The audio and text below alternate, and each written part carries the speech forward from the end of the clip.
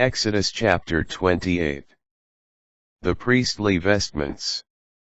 Have your brother Aaron, and with him his sons, brought to you, from among the Israelites, that they may be my priests. Nadab and Abihu, Eleazar and Ithamar, Aaron's sons.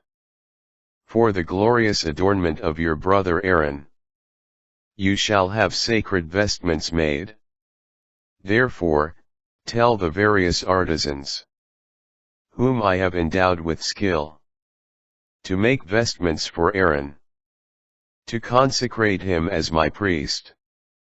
These are the vestments they shall make: a breastpiece, an ephod, a robe, a brocade tunic, a turban, and a sash.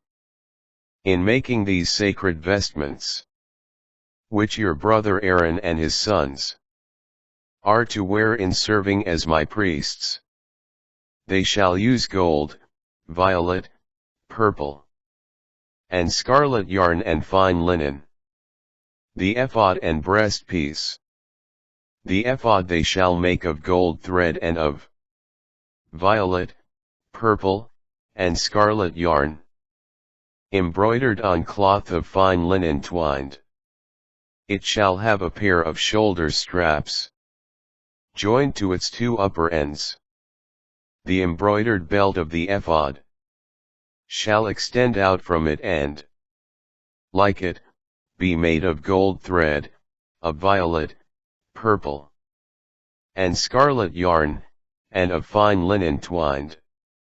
Get 2 onyx stones and engrave on them the names of the sons of Israel, 6 of their names on one stone, and the names of the remaining 6 on the other stone, in the order of their birth.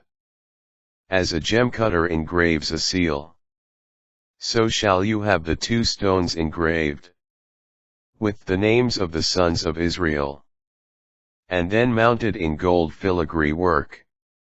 Set these 2 stones on the shoulder straps of the ephod as memorial stones of the sons of Israel. Thus Aaron shall bear their names on his shoulders, as a reminder before the Lord. Make filigree rosettes of gold, as well as 2 chains of pure gold, twisted like cords, and fasten the cord-like chains to the filigree rosettes.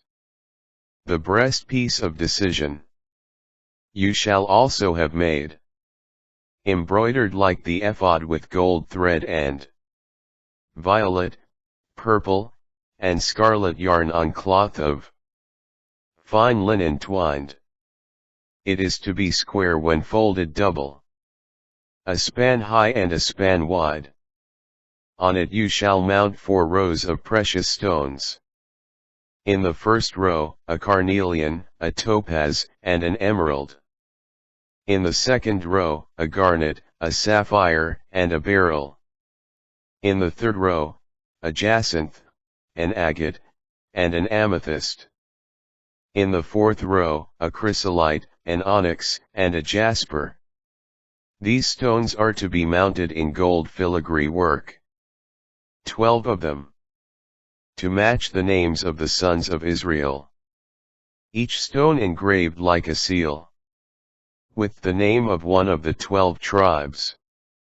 When the chains of pure gold, twisted like cords, have been made for the breastpiece, you shall then make 2 rings of gold for it, and fasten them to the 2 upper ends of the breastpiece. The gold cords are then to be fastened to the 2 rings at the upper ends of the breastpiece, the other 2 ends of the cords being fastened in front to the 2 filigree rosettes, which are attached to the shoulder straps of the ephod.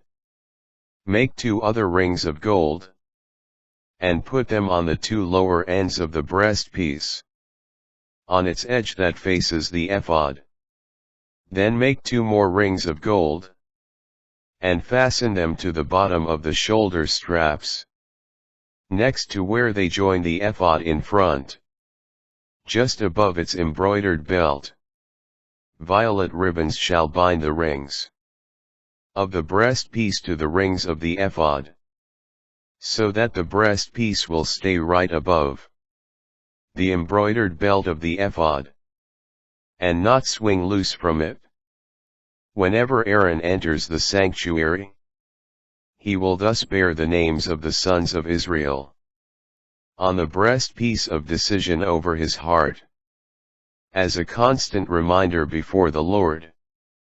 In this breastpiece of decision, you shall put the Urim and Thummim, that they may be over Aaron's heart, whenever he enters the presence of the Lord. Thus he shall always bear the decisions for the Israelites over his heart in the presence of the Lord. Other vestments. The robe of the ephod you shall make entirely of violet material. It shall have an opening for the head in the center, and around this opening there shall be a selvage, woven as at the opening of a shirt, to keep it from being torn.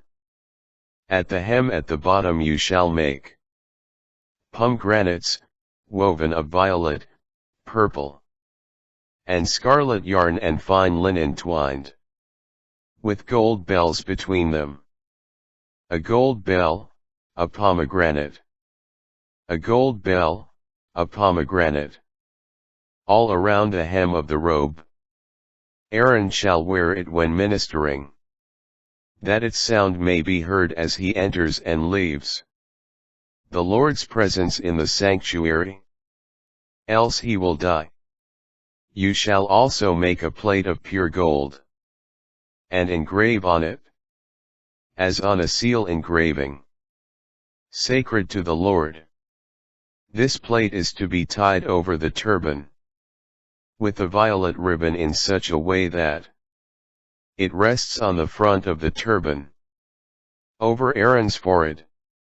Since Aaron bears whatever guilt the Israelites may incur in consecrating any of their sacred gifts, this plate must always be over his forehead, so that they may find favor with the Lord. The tunic of fine linen shall be brocaded. The turban shall be made of fine linen. The sash shall be of variegated work. Likewise, for the glorious adornment of Aaron's sons, you shall have tunics and sashes and skullcaps made for glorious splendor. With these you shall clothe your brother Aaron and his sons, anoint and install them, consecrating them as my priests. You must also make linen pants for them, to cover their naked flesh from their loins to their thighs. Aaron and his sons shall wear them whenever they go into the tent of meeting, or approach the altar to minister in the sanctuary, lest they incur guilt and die. This shall be a perpetual ordinance for him and for his descendants.